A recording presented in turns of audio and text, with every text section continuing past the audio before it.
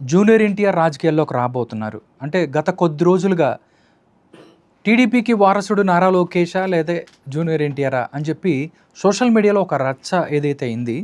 కానీ ఎవరైతే నందమూరి సుహాసిని ఉన్నారో ఆవిడ మాట్లాడుతూ సరైన టైంలో ఆయన రాజకీయాల్లోకి వస్తాడు అని చెప్పి మాట్లాడుతున్నారు. చాలామంది కూడా కొంతమంది ఇంకా జూనియర్ ఎన్టీఆర్ ఫ్యాన్స్ ఎవరైతే నందమూరి హరికృష్ణ గారు స్థాపించిన అన్నా టీడీపీ అనే ఒక పార్టీని ఆయన జనాల్లో తీసుకెళ్తారు, అక్కడి నుంచి వెళ్ళబోతున్నారు అంటూ కూడా ప్రకటనలో చేస్తున్నట్టు పరిస్థితి. నిజంగా జూనియర్ ఎన్టీఆర్ అనే వ్యక్తి రాజకీయాల్లోకి వస్తాడా? మీరు సీనియర్ జర్నలిస్ట్గా మీ విశ్లేషణ ఏంటి? ఒకటేంటంటే ఇప్పుడు కాలమాన పరిస్థితుల దృష్ట్యా ఆనాడు ఎన్టీ రామారావు రావటం వేరు, ఈనాడు పరిస్థితులు వేరు. సినిమా యాక్టర్లు వచ్చి ఇప్పుడు కమల్ హాసన్ వచ్చాడు, సక్సెస్ అయ్యాడా? బొక్క వల్ల పడ్డాడు. చిరంజీవి వచ్చాడు, కాంగ్రెస్లో విలీనం చేశాడు.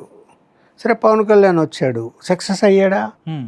అంటే తను ఇండిపెండెంట్గా పార్టీ తరఫున అధికారంలోకి వచ్చే పరిస్థితి లేదు కదా ఈరోజు కూడా. అవును, ఇంకా 15 సంవత్సరాలు అంటున్నాడు ఆయన. అలాంటప్పుడు ఏంటంటే ఒకటి ఇందులో ప్లస్ పాయింట్ ఏం కనిపిస్తుంది అంటే వాళ్ళందరికంటే ఎన్టీ రామారావు ప్రారంభించిన పార్టీ కాబట్టి అతను జూనియర్ ఎన్టీఆర్గా పేరు తెచ్చుకొని ఎన్టీ రామారావు లాగా ఉంటాడు అనేది ఖచ్చితంగా యూత్లో అతనికి ఫాలోయింగ్ ఉంది. No doubt. యూత్లో ఫాలోయింగ్ ఉంటే మాత్రం ఎట్లా సరిపోతుంది? ఆ రోజు ముసలోళ్ళు, ఆడవాళ్ళు అందరూ ఓట్లేయగలిగారు కాబట్టి ఎన్టీ రామారావు పాటు ఫస్ట్ టైం పెడుతూనే సక్సెస్ అయ్యాడు. ఇవాళ కుటుంబంలో ఆయన 5గురు ఉంటే యావరేజ్న 5గురు ఎన్టీ రామారావు లైక్ చేసేవాళ్ళు ఉన్నారా? ఉండాలి కదా, లేరు, ఉండరు. ఒకరు ఉండొచ్చు, ఇద్దరు ఉండొచ్చు. అందువలన ఏంటంటే రాజకీయాలకి తెలుగుదేశం పార్టీ, సో చంద్రబాబు నాయుడు గారికి వయసు అయిపోతున్నది, నెక్స్ట్ ఎవరు ఆల్టర్నేటివ్ అంటే తను లోకేష్ అని చెప్పుకుంటున్నాడు. లోకేష్కి అత్యంత ప్రాధాన్యత ఇస్తున్నారు, పార్టీలో ఇస్తున్నారు, గవర్నమెంట్లో కూడా ఇస్తున్నారు ఆయనకు. ఇప్పుడు ఎన్టీ రామారావు జూనియర్ ఎన్టీఆర్ వస్తే ఏమైపోతుంది? మరి ఆ పార్టీని టేకప్ చేసుకోమని చంద్రబాబు నాయుడు గారు ఆహ్వానిస్తాడా? కొడుకుండంగా అది జరగదు. అది జరగదని అనుకుంటున్నా, నా అభిప్రాయం అది. అవును, మీ అభిప్రాయం? జరగదని నేను అనుకుంటున్నా. జరగనప్పుడు జూనియర్ ఎన్టీఆర్కి దారేంది? తెలుగుదేశం పార్టీని లోకి ఆయన వచ్చి దాన్ని లీడ్ చేయగలిగితే ప్లస్ పాయింట్ అవుతుంది. ఎందుకంటే ఆల్రెడీ నెట్వర్క్ ఉంది, సభ్యత్వం ఉంది, 1 కోటి పైన. తర్వాత కార్యకర్తలు ఉన్నారు, నాయకులు ఉన్నారు, ఎమ్మెల్యేలు ఉన్నారు, మాజీ ఎమ్మెల్యేలు ఉన్నారు. ఒక నెట్వర్క్ ఉంది, దానికి నిర్మాణం ఆల్రెడీ ప్రజల్లో ఉంది కాబట్టి ఈజీగా అతను పార్టీ నడిపించగలుగుతాడు. అది సాధ్యమా? ఎందుకు కొడుకును ఎస్టాబ్లిష్ చేసుకున్నాడు చంద్రబాబు నాయుడు గారు? అలాంటి ఆలోచన లేకనే కదా. పోనీ అలాంటి ఆలోచన ఉండింటే అతన్ని చాలా కాలం నుంచి దూరం ఎందుకు పెట్టారు? ఫస్ట్ బిగినింగ్లో ఆయన ప్రచారానికి వచ్చాడు కదా, 2004లోనే వచ్చాడు, రెడ్డి గారు ముఖ్యమంత్రి అయిన తర్వాత రాలేదు కదా. తన సినిమాలు, తన దారిలో తను వెళ్తున్నాడు. పోనీ ఆయన తీసుకొద్దామనే ఆలోచన కూడా ఏమీ వీళ్ళు చేసినట్టు లేదు చంద్రబాబు నాయుడు గారు. ఇప్పుడు ఆయనకు పార్టీలోకి రావాలని ఉందో లేదో ఆయన ఎప్పుడు చెప్పలేదు వస్తానని. ఒకవేళ ఇప్పుడు హరికృష్ణ సత్యమణి కదా చెప్పింది, కాదండి, హరికృష్ణ గారి కూతురు చెప్పింది కదా. హరికృష్ణ గారి కూతురు చెప్పేది ఏంటంటే ఏమో రాజకీయాలకి రావచ్చు అన్నది ఆమె. రాకూడదు, ఎవరైనా రావచ్చు. ఇప్పుడు వచ్చి తెలుగుదేశంలో కూడా చేరి పని చేయొచ్చు. కానీ దాన్ని లీడ్ చేస్తాను అంటే ఆ అవకాశం అయితే రాకపోవచ్చు తెలుగుదేశంలో చేరితే. ఎందుకంటే ఇంకా చంద్రబాబు లీడ్ చేస్తాడు, ఇంకా కొంతకాలం తర్వాత కుమారుడు లీడ్ చేస్తాడు. సో ఈయన ప్లస్ పాయింట్ అవుతుంది వస్తే పార్టీకి, తెలుగుదేశానికి. మళ్ళీ అలాంటి పరిస్థితి వస్తుందా? లేదు అంటే పార్టీ ఇంకా కొత్త పార్టీ పెడతారా? లేకపోతే అంతకుముందు హరికృష్ణ స్థాపించిన పార్టీ ఉంది అన్నా టీడీపీ అని, మరి దాన్ని ఏమైనా మళ్ళీ ఎలక్షన్ కమిషన్లో అది గుర్తింపు లేకపోయినా కూడా మళ్ళీ దాన్ని రివైవ్ చేసుకుంటారా అనేది చూడాలి. అలాంటి ఇప్పుడు పార్టీ పెట్టి అంటే పాత పార్టీని టేక్ ఓవర్ చేసినా అన్న టీడీపీని, లేదు కొత్తది ఏదైనా పేరు పెట్టి చేసినా ఇప్పుడుండే కాలమాన పరిస్థితుల్లో అంత ఈజీగా సక్సెస్ కావడం కష్టం. ఎందుకంటే పార్టీ నెట్వర్క్ చాలా ఇంపార్టెంట్. ఆ నెట్వర్క్ అనేది ఆయన చేతిలో ఉంది. కొత్తగా నెట్వర్క్ మళ్ళీ రావాలి అంటే ఫాలోయర్స్ ఉండొచ్చు. ఇప్పుడు జూనియర్ ఎన్టీఆర్ను అభిమానించేటువంటి యూత్ ఉంది, ఎక్కడ పోయినా ఉంటారు, లేదని చెప్పడం లేదు. ఎంత పర్సెంటేజ్ ఉంటారు అది కదా నేను చెప్పేది. 2%, 3%, 4%, 4 కానీ ఏంటి దానివల్ల 4% వల్ల ప్రయోజనం? వాళ్ళందరూ ఓట్లేసినా కూడా ఏంటి ప్రయోజనం? కాదు కదా. ఇప్పుడు గెలుపు ఓటములు 40 నుంచి 45% ఓటింగ్ పర్సెంటేజ్ కావాలా గెలవాలంటే? అవును, మినిమం 40% కావాలా. ఓకే, మరి ఎక్కడి నుంచి వస్తుంది 40% అనేది ఇంపార్టెంట్. ఓకే. ఒకవేళ అలాంటి ఆలోచన ఉంటే ఖచ్చితంగా చంద్రబాబు నాయుడు గారు ఆహ్వానించి ఒక మంచి పొజిషన్లో పెట్టచ్చు ఆయన్ను, తప్పేం లేదు. ఎందుకంటే వీళ్ళకు కూడా పార్టీ ఇమేజ్ తగ్గుతూ పోతూ వస్తే కనుక రేపు పొద్దున ఇబ్బందే కదా. ఒక వ్యక్తి రాగలిగి జూనియర్ ఎన్టీఆర్ పార్టీలోకి రాగలిగి ఆయనకు ఒక మంచి పొజిషన్ ఇవ్వగలిగితే ప్లస్ పాయింట్ కదా. ఓట్లు ఒక 2-3% పెరుగుతాయి కదా, 4%, 5% పెరుగుతాయి కదా. కాబట్టి తీసుకుంటే మంచిదేనేమో.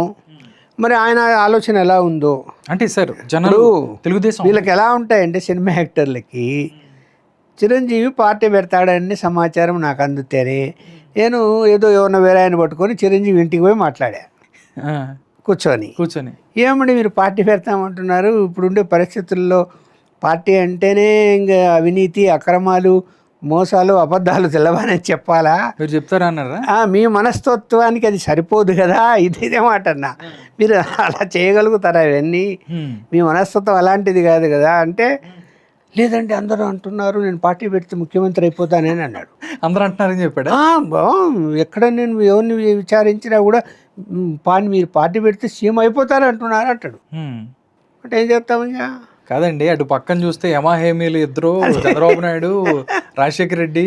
అప్పుడేంటి తెలుగుదేశము ఆయనకి ఇంటర్నల్గా ఆఫర్ ఇచ్చింది, రాజ్యసభ ఇస్తాము, హాయిగా రాజ్యసభ తీసుకొని హాయిగా కూర్చోని. బీజేపీ కూడా ఆఫర్ ఇచ్చింది, మీకు విషయం తెలుసు. అసలు పార్టీ పెట్టకముందే బీజేపీ మంత్రి ఒక వ్యక్తి కూడా ఆయన దగ్గర రాయబారాన్ని పోయారు, ఎందుకు పార్టీ పెడతావు నువ్వు, నీకు రాజ్యసభ ఇస్తాం హ్యాపీగా ఉండు అని. ఇద్దరిని వద్దని ఆయన పార్టీ పెట్టాడు. తర్వాత కాంగ్రెస్ పార్టీలో విలీనం చేసిండు. మళ్ళీ రాజ్యసభ వచ్చి కేంద్ర మంత్రి అయ్యాడు. కేంద్ర మంత్రి అయినాక మళ్ళీ కలిసాను నేను హైదరాబాద్లో. కలిస్తే మీరు అటు తిరిగి ఇటు తిరిగి మీరు చెప్పిన కాడికి వచ్చారండి అన్నాడు. అదే జరిగింది. అంతే కదా. రాజ్యసభ మెంబర్ అంటే అప్పుడే మంత్రి అయిండు.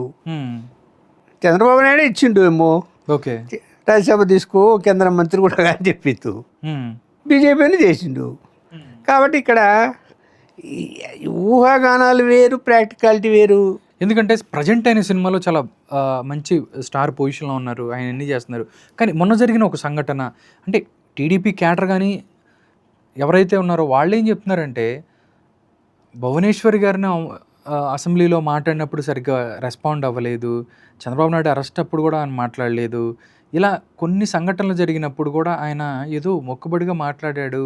అంటే ఏదన్నా జరిగితే ఆయన రియాక్ట్ అవ్వడు, ఆయనే రాడు అని చెప్పి వాళ్ళు మాట్లాడుతున్న పరిస్థితి. కాక మొన్న ఎవరైతే దగ్గుబాటి ప్రసాద్ ఎవరైతే ఉన్నారో ఆయన అనంతపురం ఎమ్మెల్యే, ఆయన వాళ్ళ అమ్మని బ్యాడ్గా మాట్లాడుతూ జూనియర్ ఎన్టీఆర్ తల్లిగారిని మాట్లాడుతూ ఉన్న ఒక ఆడియో వచ్చిన తర్వాత గ్యాప్ ఇంకా పెరిగిపోయింది. దాంతోపాటే నిజంగా వైఎస్ఆర్ కాంగ్రెస్ అన్నిటికన్నా విచిత్రం అంటే వైఎస్ఆర్ కాంగ్రెస్ పార్టీ జూనియర్ ఎన్టీఆర్ని సపోర్ట్ చేస్తూ వస్తుంది సోషల్ మీడియాలో. ఈ టైంలో ఈ పరిణామాల మధ్య పార్టీ పెడతాడు అని చెప్పి కూడా వాళ్ళు చెప్తుంది. నేనేమనుకుంటా అంటే స్పేస్ అయితే లేదు, పార్టీ పెట్టే స్పేస్ అయితే లేదు ఆంధ్రప్రదేశ్లో. ఎందుకంటే ఆల్రెడీ ఓ రకంగా ఎస్టాబ్లిష్ అయి ఉన్నాడు పవన్ కళ్యాణ్. మళ్ళీ ఇంకొక సినిమా యాక్టర్కి స్పేస్ ఎక్కడుంది? తనకు కొంత నెట్వర్క్ పెరిగింది. ఇప్పుడు ఈయన కొత్తగా వేరే పార్టీ పెడితే నెట్వర్క్ అనేది కావాలా, అంత ఈజీ కాదు. ఓకే, ఇప్పుడు కేకలేసి పూలు చల్లి జిందాబాద్ అరిచే వాళ్ళు ఉంటే ఓట్లు వచ్చేస్తాయా? ఓట్లు వేయాలిగా. అలా అయితే పోయినసారి ఎలక్షన్స్ లో పవన్ కళ్యాణ్ దగ్గరకు వచ్చిన జనాలు మరి కూడా 2 చోట్ల ఓడిపోయాడు కదా. అంటే ఒకటి అంటే మనము ఎవరికి వాళ్ళకి ఇండివిజువల్గా వాళ్ళ యొక్క ఇమేజ్ ఉంది. ఇప్పుడు వ్యక్తులతో కంపేర్ చేయకపోయినా జూనియర్ ఎన్టీఆర్ ఇమేజ్ ఉంది, మంచి నటుడు అని పేరు తెచ్చుకున్నాడు, మంచిగా యాక్షన్ చేస్తున్నాడు, రామారావు పోలికలతో ఉన్నాడు, రిసీవ్ చేసుకుంటారు, చేసుకొని అంటలేదు. కానీ పార్టీ కొత్తగా పెట్టి ముందుకెళ్ళే పరిస్థితి అంటే అంత ఈజీగా ఉండదు అనుకున్నాను. ఎందుకంటే ఇప్పుడు ఏమైపోయిందంటే కాస్ట్లీ అయిపోయింది ఒకటి. అవును. ఇప్పుడు పొలిటికల్ పార్టీ పెట్టడం అంటే కాస్ట్లీ అయిపోయింది. ప్రైవేట్ కంపెనీ నడపాలా, డబ్బులు కావాలా. సినిమా యాక్టర్లకు ఎలా ఉంటుంది, తీసుకునే అలవాటు ఉంటుంది కానీ ఇచ్చే అలవాటు తక్కువ ఉంటుంది. అది కామన్గా అందరూ అనే మాట, ఒకరి గురించి కాదు, అందరికీ అదే మాట బాధపడతారు. ఖర్చు పెట్టాలి అంటే, ఉన్న డబ్బులు పెట్టాలి అంటే. అలాంటి పరిస్థితుల్లో మరి ఆయన ఆలోచన విధానం ఎలా ఉంది? మరి పార్టీ పెట్టాలంటే ముందు డబ్బు ఖర్చు పెట్టింది పార్టీ పెట్టలేడు, పెట్టగలగాలి, పెట్టిన తర్వాత నెట్వర్క్ రావాలి. అందులో ఆ విశ్వాసం అనేది ఇవాళ ఉందే రాజకీయాల్లో ఎవరికి, ఏ పార్టీలో ఉంది? సిద్ధాంతపరంగా ముందుకెళ్తూ క్రమశిక్షణ ఉంది అని చెప్పి, దేశభక్తి ఉంది అని చెప్పి బీజేపీలోనే క్రమశిక్షణ తప్పుతుంది. అంత వాళ్ళ నెట్వర్క్ ఉన్నా కూడా మరి ఈయన కొత్తగా రాజకీయాలకు వస్తే అంత ఈజీనా ఇవన్నీ?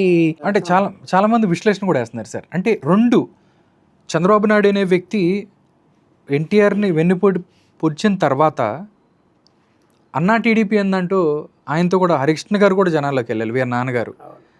దాంతోపాటు ఎన్టీఆర్ టీడీపీతో లక్ష్మీపార్వతి కూడా వెళ్ళారు. వీళ్ళు కూడా ఫెయిల్ అయ్యారు.